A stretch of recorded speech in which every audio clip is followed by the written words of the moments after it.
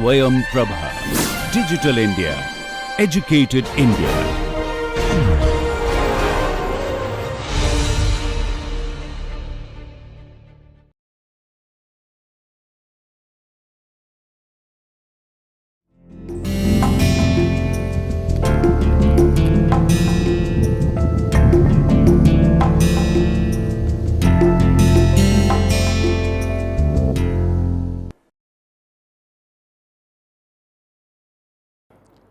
Dear students, you are welcome in this lecture.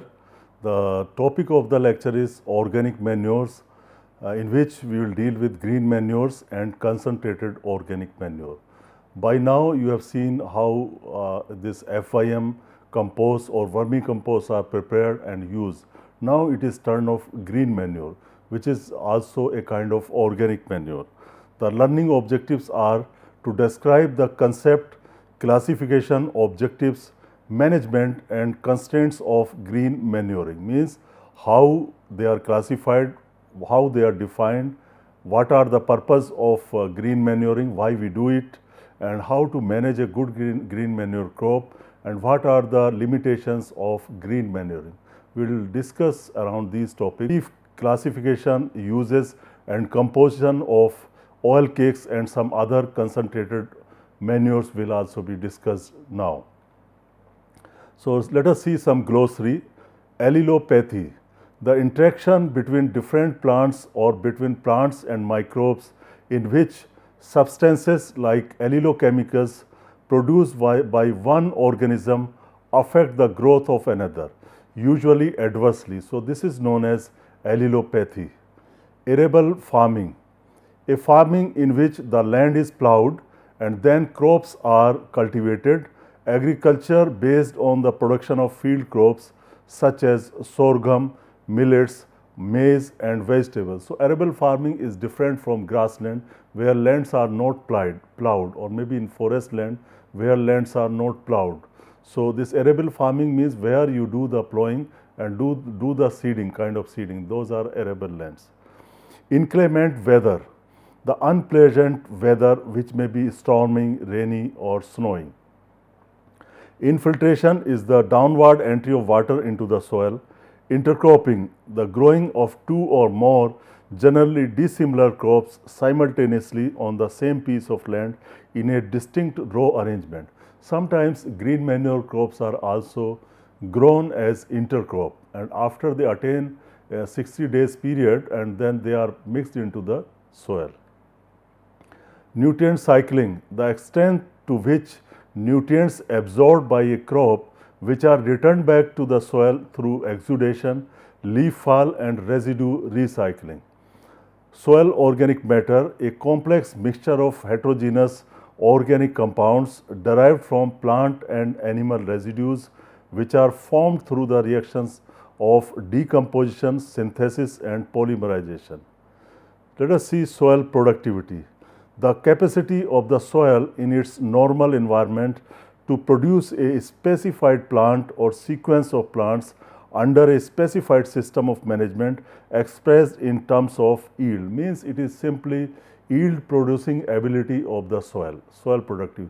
How much yield a particular soil or unit area of soil can produce, so maybe kg per hectare, etc.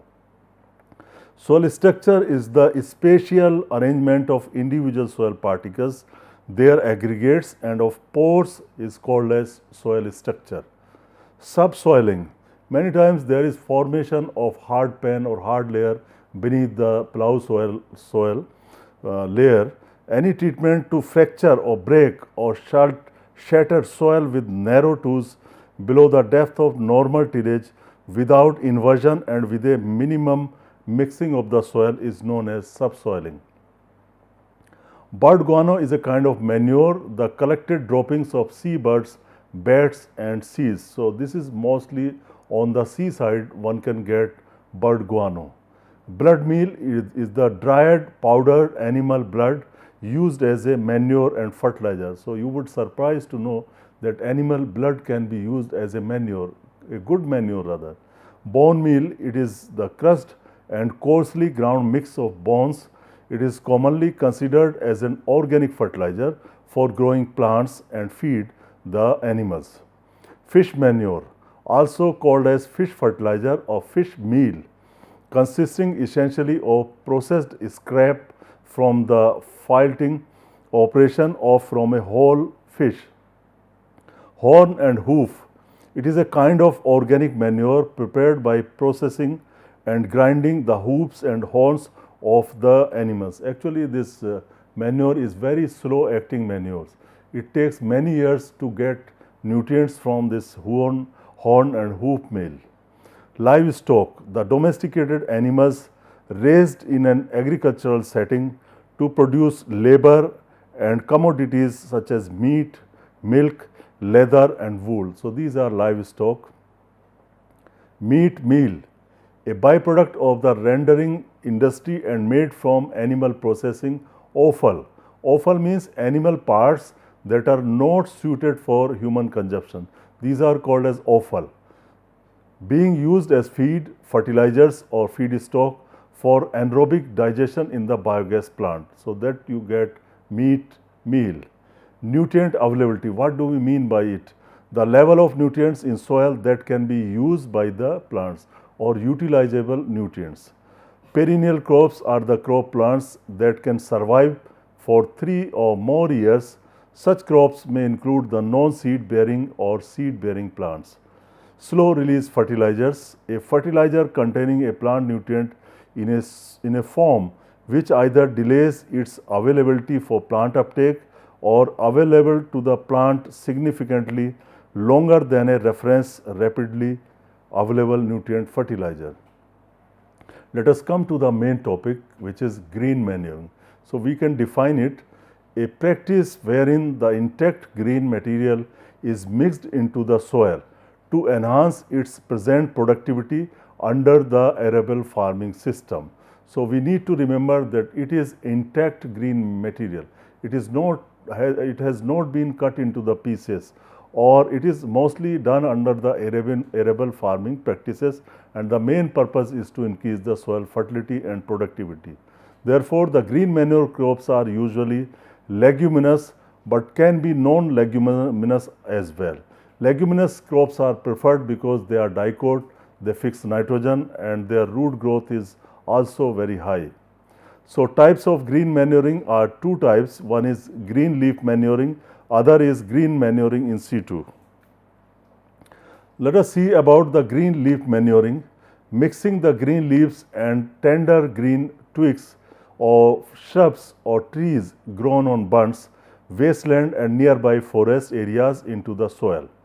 The most common species of shrubs and trees used are Gliricidia maculata, Sesbania speciosa, Pongamia pinnata. So, this green leaf manuring is generally practiced in southern and central Indian states, and in this people grow certain shrubs or small trees in and around the fields, and then they cut the branches, cut the leaves and take out the green matter from the plant, and then they mix it into the soil. This is known as green leaf manuring and usually referred by the acronym GLM. Then green manuring in situ, here means this means that you are growing the green manure crop right in the field, right in situ, and then you are turning it there, and this is known as green manuring in situ. Let us see. The green matter is produced by growing the crops right in the field and then mixed in the field at a right stage. We will see that what is the right stage of mixing this organic matter into the soil. It can be grown as a sole crop or as an intercrop under certain systems. So, let us see this picture shows from Tamil Nadu green leaf manuring in the rice field. So, they can bring green leaves from the shrubs like Gliricidia and they can put them there in between the spaces, and then they can be mechanically mixed into the soil. So, this is a very good source of nutrient, green leaf manuring, and it can be easily decomposed and it can supply nutrients to the rice crop or maybe for that matter any other crop. See this practice, quite encouraging practice in this case. Green manuring of dhecha. Dhecha has been grown along with the direct seeded rice. See the first picture, picture number 1, where you can see that this dhecha or Sesbania has been grown with the direct seeded rice in between the two rows. the seed of dhencha was broadcast after the sowing of the this rice, and then it germinated, and you can see after 30-35 days it can be removed, or it can be pulled, and it can be put as a mulch. If it is not organic farming, then it can be knocked down by 2,4-D and it will act as a brown manure. So this is how we can give manure through means of intercropping or mixed kind of cropping system. And see the picture of Sesbania aculeata and sunhemp. So both Sesbania species are one is stem nodulating species, which is Sesbania rostrata. So there are nodules on the stem on this species. Other is Sesbania aculeata, which has mostly root nodules. So both these have been compared under field conditions, and in most of the studies it has been found that both are equally effective. So quite often farmers are interested in using Sesbania aculeata, which is their first preference. However, this sunhemp is also a good crop, good alternative to the dhencha, and sunhemp fixes more nitrogen than dhencha. However, they are considered as equally good.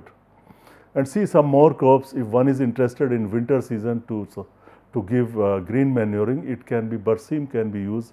After 2-3 harvests, the final harvest can be mixed in the soil to supply green manuring. This is guar or cluster bean. This can also be used as a green manure crop, but it needs to be succulent.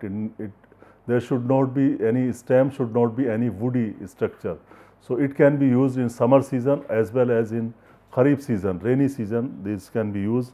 Similarly, black gram can also be used as a green manure crop either in summer or in kharif season. And green gram also a good green manure crops, you can see. And sometimes people use it as a dual purpose legume. They harvest, they do the picking of the pods, after which the matter which is left, leaves and stem and other parts, they are incorporated into the soil. So that is dual purpose of mung bean. Cowpea is also excellent green manure crop. You can see the picture, and it can be grown both in summer as well as in winter season in northern parts of the India. Now see management of green manure crops. Suppose some farmer is interested to grow green manure crops. So to take the maximum benefit of green manuring, what kind of practices should be followed? Those are going to be discussed now, so that he gets the best result and best improvement in soil fertility and best effect of the green manure crop. So it is really important to know the agronomic practices or package of practices of growing green manure crops. So list is long, of course. There are different points, like we will discuss choice of species, criteria for the selection of green manure crops, means what should be the basis for the selection of green manure crops, how many plowings are necessary, what should be the ways to do sowing of this crop, what should be the right time of sowing, what should be the optimum seed rate, and how to go for inoculation of the seed, what should be the quantity and method of fertilizer application, how much or how many irrigations are needed to grow the green manure crops, and what should be the right age when it needs to be incorporated, what is the best method for incorporation, and how much should be the depth of incorporation, and then interval between incorporation and planting or sowing of the next crop. So these are the things which we will discuss now in very brief. So now we are discussing the management of green manure crops. The proper agronomic management of green manure crops is necessary to realize the maximum benefits. The cultural practices for green manuring are discussed here. Number 1, choice of species. Of course, I have shown you some pictures. Many crops can be used as green manure crops, but there are certain criteria, certain reasons for selecting a particular crop. So green manure, here GM means green manure crops, generally fall into 2 categories. One is tropical kind of climate and for temperate kind of climate. So tropical or warm weather crops and temperate or cool weather crops. So tropical GM means green manure legumes include those in genre Crotalaria. Crotalaria is actually your sunhemp. Sesbania is your Sesbania aculeata, the most common species. And then glycine is your soybean, indigofera. Mucuna, Vigna and Cajanus. Vigna may include your cowpea. And similarly, we have temperate green manuring legumes also, Trifolium, Vicia, Medicago and Lupinus. So there are options for both kind of climate, tropical as well as subtropical and also for temperate climate. Most of the crops which are grown in tropical conditions can also be grown in subtropical conditions. And not only this, some institutes have come up, research stations, to develop the varieties for green manuring purposes. The varieties which are specifically suitable for growing as green manure crop. So here is one example where release varieties for Sanam from the Krijaf it's a Jute and Allied Fiber Institute in Barakpur near Kolkata, and it has developed SH4 which is also known as Shailesh variety for UP, Bihar, MP and Rajasthan. The same institute also developed K12 yellow variety of Sanam for green manuring and Sun 053 which is also known as Swastika for UP, Bihar, Madhya Pradesh and Rajasthan. So these are the three important varieties and green manuring of Sanam crop. Now see the pictures of Sesbania, those who have not seen. On the left side it is Dhecha or Sesbania and on the right side it is Sanhemp or Sanay, and both are definitely quite popular and good green manuring crops. So what should be the basis or criteria for selection of green manure crops? Why a farmer should choose a particular crops? What should be the basis for this? So bases are, for example, a green manure crop should possess certain properties like rapid and aggressive initial growth and efficient soil cover. It should cover the land so that it gives multifarious benefits. Particularly, it should act as a cover crop, roots should be deeper and it should produce large amount of biomass also, green as well as dry biomass.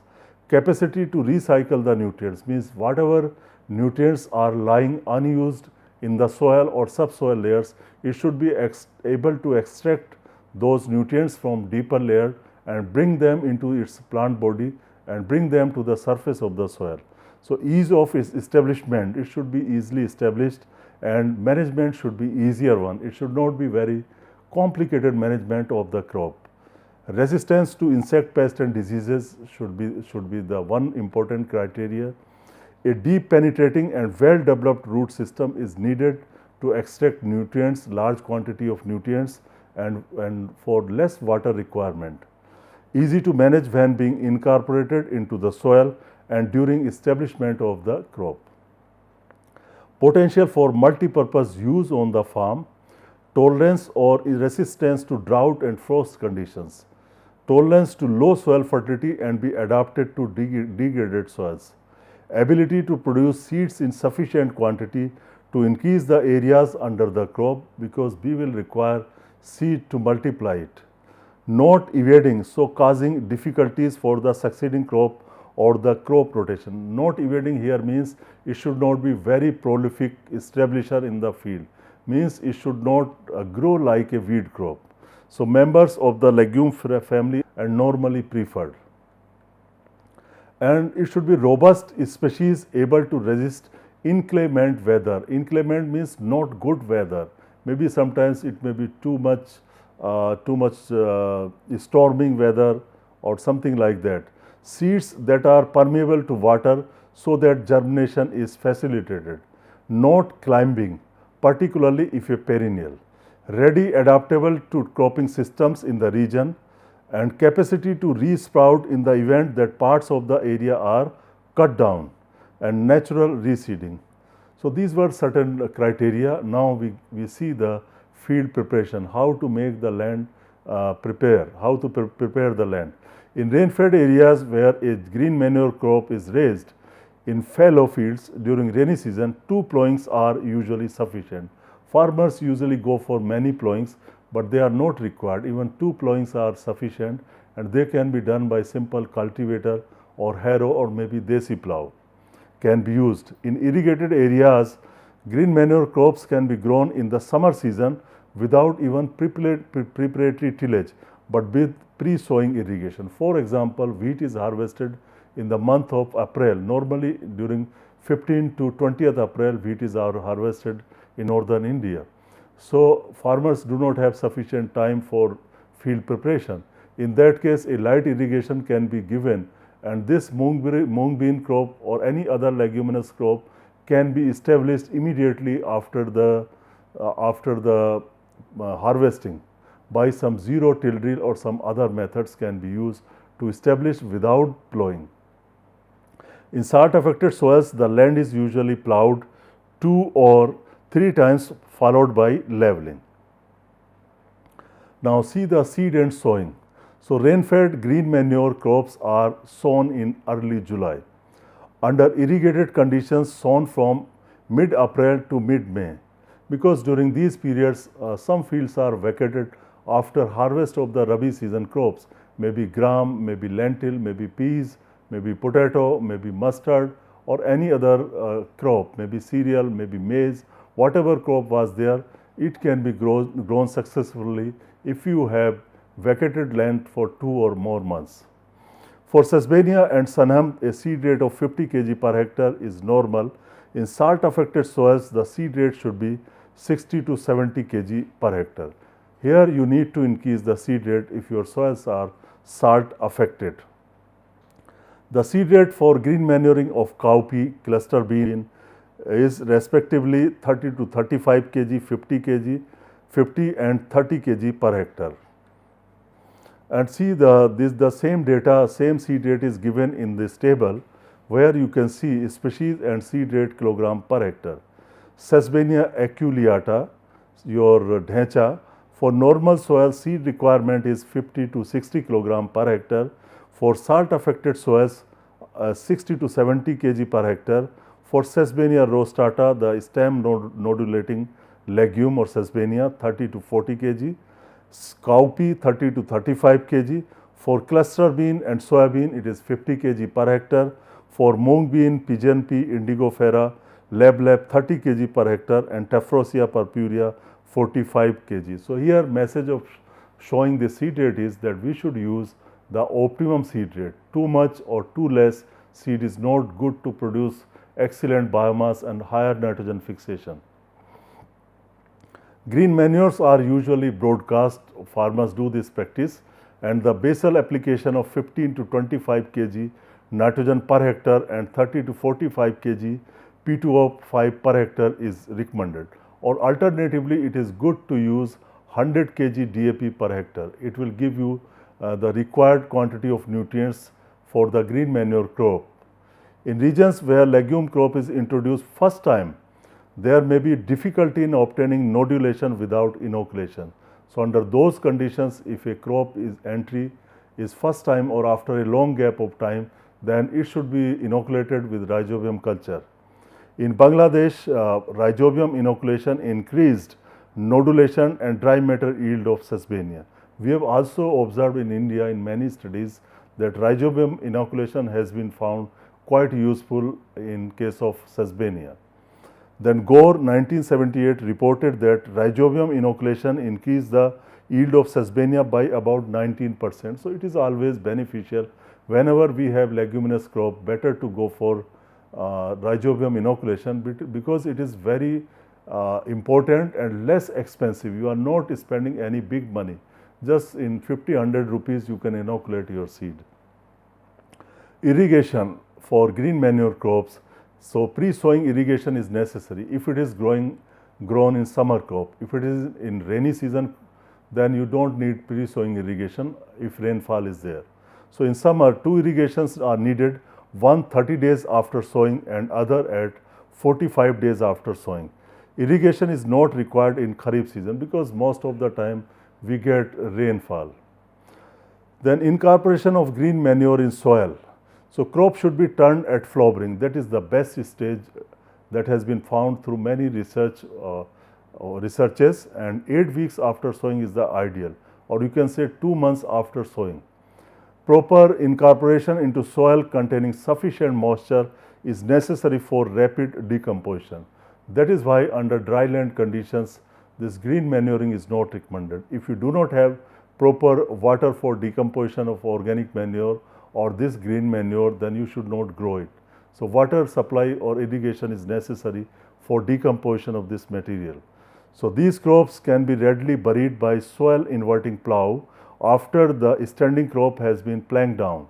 So first you need to do the planking, and so that your crop falls on the ground, and then plowing can be done by inverter plow. Standard tractor drawn disc harrow can also be used, and these crops should be buried at a depth of 10 to 15 centimeter. If you bury them much deep, then the decomposition rate will be very slow, or that will be anaerobic kind of fermentation and will not be good. So better to incorporate it at about 10 to 15 centimeter depth of the soil. In Indonesia, staker found increase in rice yield with the incorporation of green manuring crop rather than surface application. So surface application is not advisable, it is mostly mixing into the soil. Williams and Finfrock 1962 found that rice responded significantly to deep, that is 10 to 15 centimeter incorporation of wet green manuring than to shallow incorporation. So overall, the best way is to incorporate these green manure crops at about 10 to 15 centimeter depth. As with fertilizer nitrogen, deep placement of green manuring nitrogen reduces ammonia volatilization. A green manuring crop should be incorporated for full effectiveness. Now, what should be the in-crop establishment? Means after incorporation of the green manure crops, when can I do the sowing of the next crop? Can I do it after 2 months? Can I do it immediately? Let us see. So Milu and co-workers 1992, they found that response of rice to 8 tropical green manuring crops, succulence and tissue nitrogen related to decomposition rate. Means if your organic matter or green matter is quite succulence, then the speed of decomposition is very fast. If it is rich in nitrogen, the speed of decomposition is very fast. So these are the things, and these can determine more by the plant age than by the species, because the older plant will have less succulence. Therefore, there needs to be some right stage for incorporation. So a 29% increase in grain yield of rice by green manuring of 8 different legumes over control was observed. In rain-fed areas, green manuring is grown in rainy season, early July in North India. About 8 weeks old green manure crop is turned before the monsoon ends. Wheat is sown at the end of October, giving a decomposition period of about 2 months. Khan and Mathur 1957 studied age at incorporation was 4 to 10 weeks of sun hemp, and time interval between burial and sowing of wheat was 8 weeks was the best time for both periods. So in rain-fed, you cannot go for immediate planting or sowing of the crop. There may be about 2 months waiting period under those conditions. So similarly, Mir Chandani and Khan 1952, 2 months interval for Sunham green manuring gave the best results. So you need to wait for 2 months in rain-fed areas. However, in irrigated areas, intensive cropping systems are followed. These are known to us. Only about 8 weeks available for green manure crop from April to June. Thus, long decomposition period is not feasible and not useful also. So, long decomposition periods for green manuring are not necessary before rice transplanting. One can directly go for rice transplanting immediately after incorporation of the green manure crops. Adequate moisture content in soil and high temperature speed up mineralization, and longer aerobic decomposition may result in nitrogen losses on flooding at rice transplanting. So, for rice crop, this green manuring is an excellent opportunity. Wherever possible, farmers who are interested in growing rice in Kharif season, they should try this green manuring once in a year during summer season. Thus, rice crop can be transplanted sown immediately after incorporation under irrigated conditions or assured rainfall or irrigation. See this picture you can see that Sesbania green manuring crop was grown at our farm, and it is being plowed down or mixed or getting incorporated into the soil. So, sometimes this operation is done 2 times, or Normally it is done by a soil inverted plow, or it can be mixed with the harrow also. And see, after this mixing into the soil, then water is put and the field is puddled again for rice transplanting. So, you can see it looks like this. So, very easy to go for transplanting. Now, under such puddled conditions, there is no any hindrance for transplanting due to green manuring. Now, we discuss or start discussing different benefits of green manuring, why we do it, what are the advantages. So, the first advantage is that building of organic matter and improved soil structure. Another advantage is nitrogen fixation. Enhanced soil microbial activity is another advantage. Enhanced availability of nutrients. Benefits of rooting action of leguminous crop, weed suppression, soil and water conservation, and finally enhanced crop yields. So, overall you can see that these green manure crops are making changes in physical properties, chemical properties and biological properties of the soil. Once the properties of the soils are improved, its productivity is bound to increase unless there are some unfavorable climatic events. Now, see, the first benefit is building of organic matter and improved soil structure. So, as it is known that it enhances organic matter in soil, that improves soil biological properties. Biomass and nitrogen accumulation of green manure legumes influenced by species, water regime, nutrient supply, soil type, inoculation and age. What does it mean? It means that the species, one species will accumulate larger quantity matter or organic matter, other may accumulate less organic matter. For example, Sesbania and Senham, they are prolific organic matter producer. They produce more organic matter, more green matter than the green gram or some other crops. Similarly, water regime, if there is shortage or too much of water, then it will affect the productivity of green manure crop. Or nutrient supply, if there is no sufficient phosphorus supply, the production of green matter or dry matter will be less. So, there are reported increases of soil organic matter range between 0 to 1% of total soil mass. So, after application of green manures, if you do it continuously for some years, then definitely it will increase the organic matter or carbon content in the soil. Then addition of nitrogen into the soil by the process of nitrogen fixation. This is another advantage and great advantage. They are fixing nitrogen without charging any money. These bacteria in the nodules of the leguminous plants. So, legumes fix atmospheric nitrogen in soil. The amount of nitrogen available from legumes depends on the species, total biomass produced and the percentage nitrogen in plant tissues. So, these three factors determine the quantity of nitrogen that is going to be added by a legume. One is the type of species, number two is total biomass and number three is percentage nitrogen in the plant material. So, most legumes accumulate nitrogen from biological nitrogen fixation when demand cannot be met by uptake of nitrogen from soil. Therefore, those soils which are rich in nitrogen, there you will not find any response to these kind of legumes. They may not have good nodulation under high nitrogen soils. They work good when your soils are deficient in nitrogen. So, Senham fixes about 27 to 39%, 72 to 81% and 91% of its total nitrogen in different study locations and conditions. The portion of green manure nitrogen available to a succeeding crop is usually 40 to 60%. Students must remember these values, that whatever nitrogen is produced by the legume crop, about 40 to 60% is made available to the succeeding crop. The potentials of different green manure crops for atmospheric nitrogen fixation are shown in next slide. You can see the potential of nitrogen fixation by different green manure crops. See the case of Senham, the botanical name is Crotalaria jancea.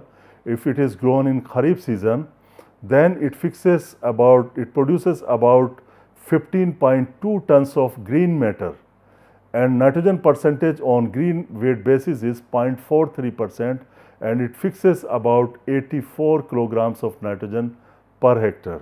The next important crop is Sesbania aculeata dhecha, which can be grown in Kharif or summer season, but it has been found in Kharif season to produce 14.4 tons of green matter, which is same as in case of sun hemp.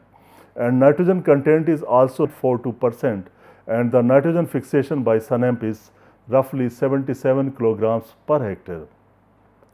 Mung can fix 38.6 kilograms of nitrogen, cowpea can fix 56.3 kilograms of nitrogen, guar 62.3, and see the case of Senji, Melilotus alba, and it is mostly grown in Rabi season.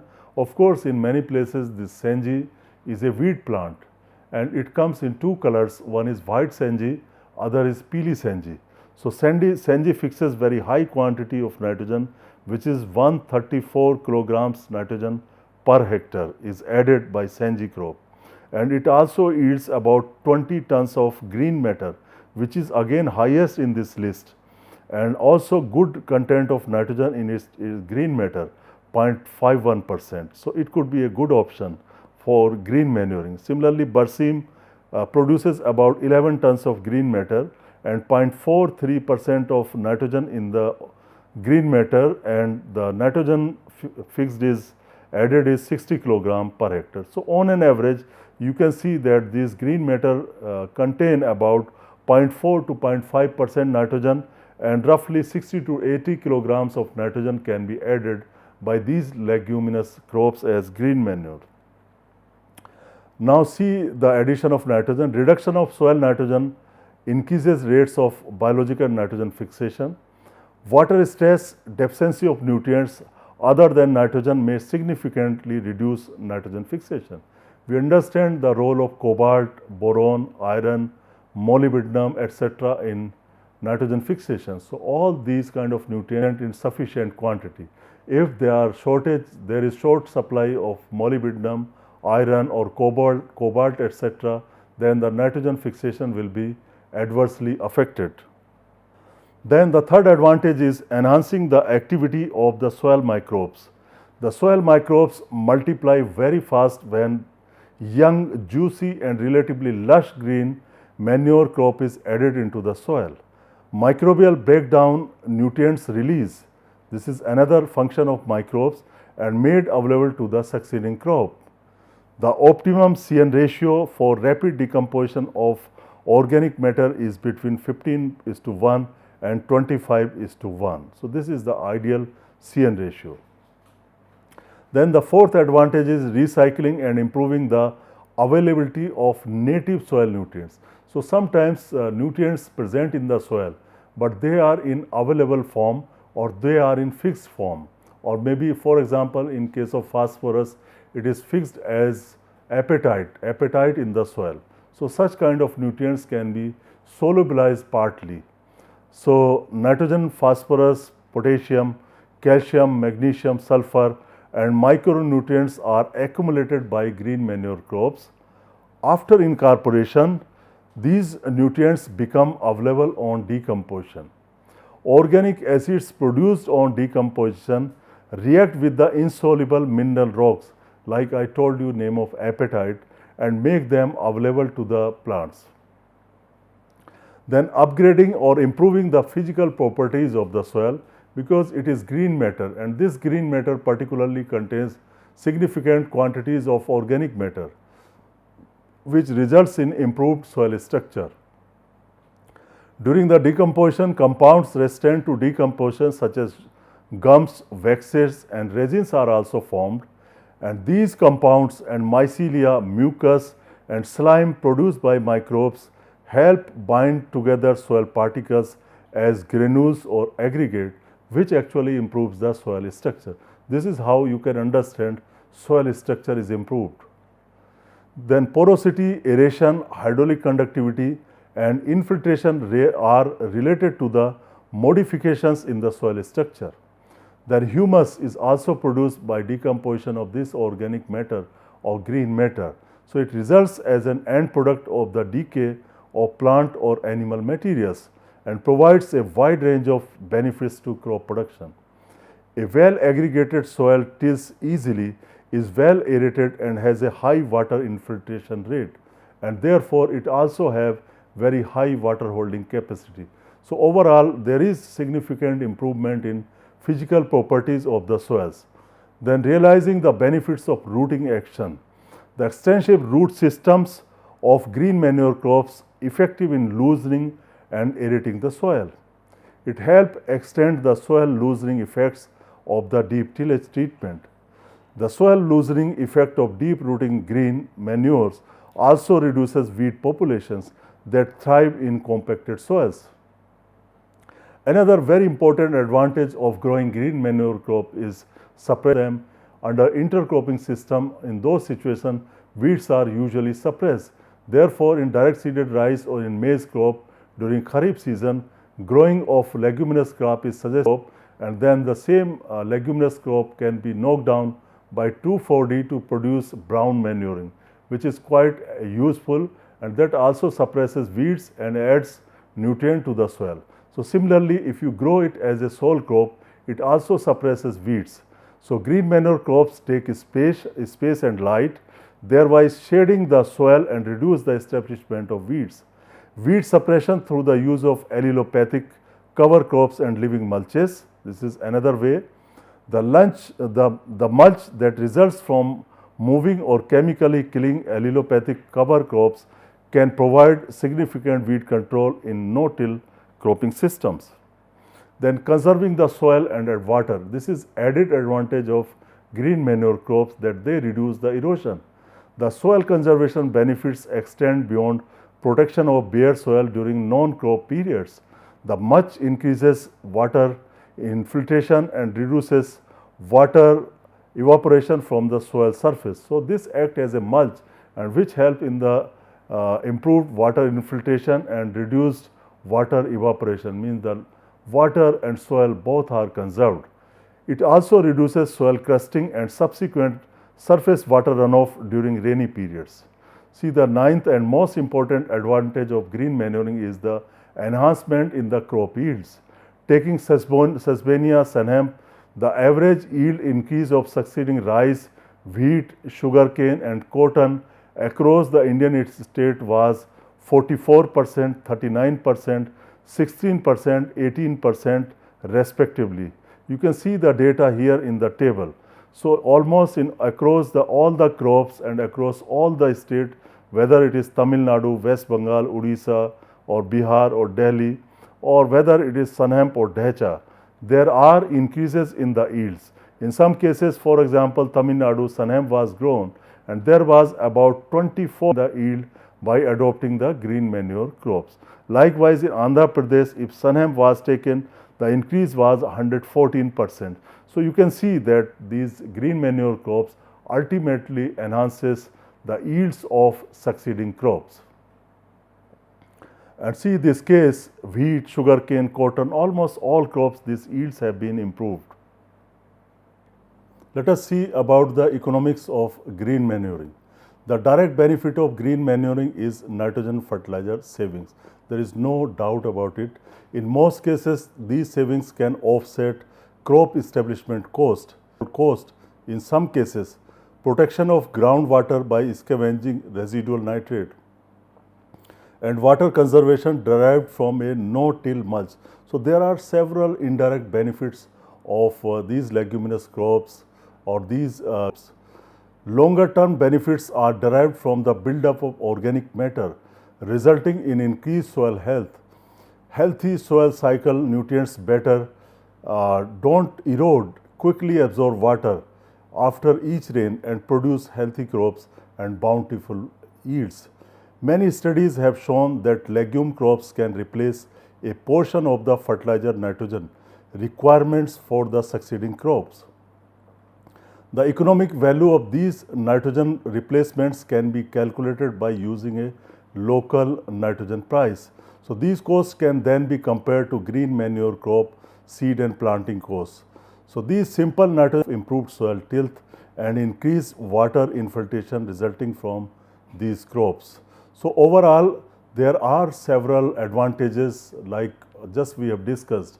So considering all yield enhancement, improved productivity, improved fertility and so on. So if we take or if we convert these advantage value in terms of money, then these advantages are really very high. So one can be easily convinced to adopt green manuring, seeing the advantage. So economics is definitely in favor of green manuring. So it is not waste, but many times farmers don't get any cash by growing the crops, green manure crop. So they are not interested. And further problem is that area under green manure crops is declining in the country. So this is, there are certain constraints because of which the area is declining under green manuring, and these constraints are, for example, no obvious or immediate return in cash or kind except for dual purpose cropping. So dual purpose cropping is successful. You can harvest the pods and mix the residues. Cost effectiveness, unattractiveness or compared with fertilizer, particularly when high yielding varieties of rice are grown. Practical difficulty of thorough incorporation. Sometimes they are to the soil. Difficulty and or cost of seed supply. Many times farmers struggle to get the seed. So seed is not available in time. Control of the quantity and timing of nutrients applied more complex than with the fertilizer. A risk-prone and slow priority crop where soil moisture and water supply are not dependable. When intercropped, possible competition for soil moisture, nutrients and space with the main crop. It is also possible. When grown on rice bunds, may reduce crop yield by shading and root competition. So another demerit. Residual effect of green manuring may not always be impactful or obvious or may not be visible to the farmer, particularly in the shorter period of time. Low emphasis on organic manures by research and extension workers, particularly when demonstrations on productivity, fertility and economics of the farmers. But still area under these crops are declining. We need to consider it very seriously. Now, by now we have seen classification of green manure, how they are defined, what are the different management practices to grow a successful green manure crop. We have seen the characteristics of a green manure crop, what should be the criteria for selection. We have seen advantages or merits of green manure crops. We have also seen different economics of green manure crops or your constraints in the adoption of green manure crop. So that completes the discussion on green manure crop. Now we change the topic to concentrated organic manures. So these concentrated organic manures have relatively higher nutrient concentration as defined before, especially of nitrogen, phosphorus and potassium than bulky organic manures like compost, vermicompost or farmyard manure. Made from raw materials of plant or animal origin, oil cakes are the example, blood meal, fish meal, also considered as organic nitrogen fertilizer because they are from the organism, they are from the living matter. Therefore, they are called as organic nitrogen fertilizer. They not be taken in the stricter sense of organic farming as organic nitrogen fertilizer. Relatively slow acting, but they supply available nitrogen for a longer period. This is the advantage. So, examples of concentrated organic manures are oil cakes. Oil cakes, you know, when we have certain oil seeds and when we crush them and we take out or extract the oil, the remaining constituents are called as cakes, oil cakes. So, manures from slaughterhouse or dead animals. Slaughterhouse are the houses where animals are slaughtered or killed. Other concentrated organic manures like fish manure and bird guano. So, oil cakes, after the extraction of oil from the oil seeds, the remaining solid portion is considered as the oil seed cake or oil seed meal, it is also called. Certain oil cakes can be utilized as manure in crop production. Classification of oil cakes. Number one is edible, other is non-edible oil cakes. So, edible oil cakes, name suggests that can be eaten by animals. So, these can be safely fed to the livestock. For example, groundnut, coconut cake. There are certain non-edible oil cakes. These cakes cannot be fed to the cattle or livestock, and these are castor cake, neem cake and mahua cake. However, both edible and non-edible oil cakes can be used as manures for crop production. However, edible oil cakes are fed to cattle and non-edible usually used as manure. Nutrients present in oil cakes after mineralization are made available to crops 7 to 10 days after their application. So this is good that they can immediately start releasing nutrients for the plants. Oil cakes need to be well powdered before application for even distribution and quicker decomposition, because if we powder these oil cakes, their surface area increases, which increases the attack by microbes will be fast, therefore the release of nutrients will be quicker. You can see different varieties of oil cakes are available in the market and farmers know them, and you see starting with neem seed oil cake, sesame seed oil cake, coconut oil cake is quite popular in southern India or coastal areas or eastern India, soybean seed oil cake, cotton seed oil cake and castor seed oil cake. Extraction of oil from oil seeds is very important because it decides the constituent or concentration of nutrients in the oil cakes. So based upon the methods of processing or extraction of oil, the cakes are classified as ghani pressed or kolu or cheku, and expeller pressed and solvent extracted. So there are normally there are three ways to get oil from the oil seeds. The ghani pressed cakes contain the maximum amount of ether extracted oil. So this is the advantage.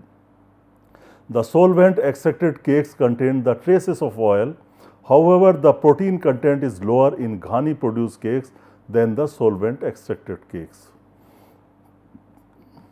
Now extraction of oil from oil seed. Now this is oil plus cake makes your cake is also called as meal.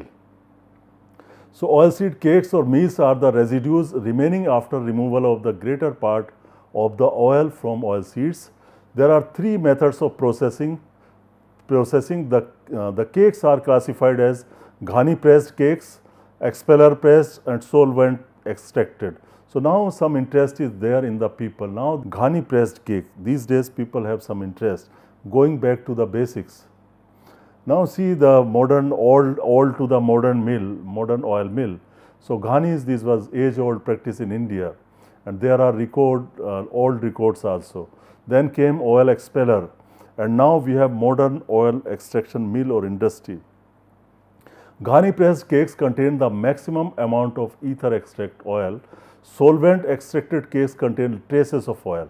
Conversely, the protein content is higher in solvent extracted cake. Now you must have come across and yet another term that is decorticated or undecorticated oil seed cake or meal. Some seeds like cotton seed, sunflower, groundnut have a thick seed coat or husk outside the seed or shell, being rich in fiber, low digestibility, which lowers the nutritive value of the material. The shell or the outer coat may be completely removed by cracking and ridding to make holes in something is the meaning of riddling. A process known as decortication means by decortication we remove the outer shell of the seed. The shell may be completely removed by cracking and riddling. The process of decortication increases the oil and protein content of the raw material, and this process of decortication also increases the protein content in the oil cakes. Now let us see uses of oil cakes. Non-edible oil cakes used as concentrated organic manures. Edible oil cakes are mostly fed to the cattle, and normally this cotton meal, cotton cake, cotton seed oil cake is also fed to the cattle. The plant nutrients contained in oil cakes are made available to crops within next 7 to 10 days, and oil cakes need to be well ground or powder before their application. The average nutrient content in different oil cakes is presented in table on the next page or slide. You can see here average nutrient content. For example, nitrogen in castor cake it is 5.5 to 5.8%, phosphorus is 1.8 to 1.9%, and potassium is 1 to 1.1%.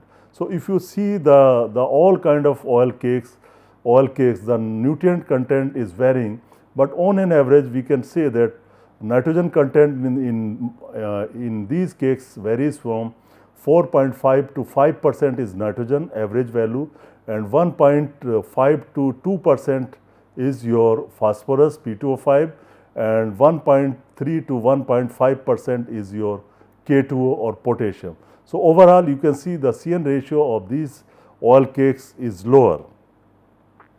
Now manures from the slaughterhouses or dead animals, it includes blood meal, meat meal, horn and hoof meal and bone meal. So average content of nutrients in different animal based concentrated organic manures you can see in this table. The data is by Yawalkar 1996. So blood meal contain 10 to 12% nitrogen, 1 to 1.5% phosphorus and 0.6 to 0.8% potassium or K2O. Meat meal contains 10%, 2.5% and 0.5% nitrogen, phosphorus and potassium. Similarly, you can see raw bone meal. It contains 3 to 4%, 20 to 35% of phosphorus. So it is very rich in phosphorus.